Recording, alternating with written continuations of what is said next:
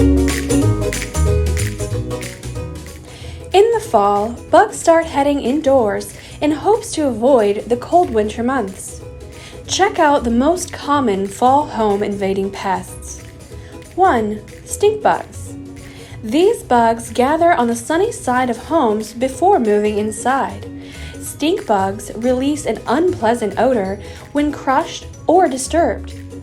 2. Boxelder bugs. Boxelder bugs look for a place to overwinter and often gather on houses, sheds, and garages before entering the home in large numbers. Outdoors, they'll eat plants, causing discoloration and leaf curl. 3. Asian lady beetles. These bugs invade homes by the thousands, releasing pheromones that attract other lady beetles. The M marking on their heads distinguish them from the native ladybugs. They can bite and release a smelly liquid when frightened or crushed that can stain surfaces. 4. Cluster flies. These slow-moving flies may invade homes in large numbers and gather near windows and doors that receive direct sunlight. They often locate in areas that are difficult to access, like attics and wall voids.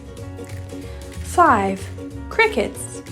In the fall, these chirping pests enter homes to escape the cold.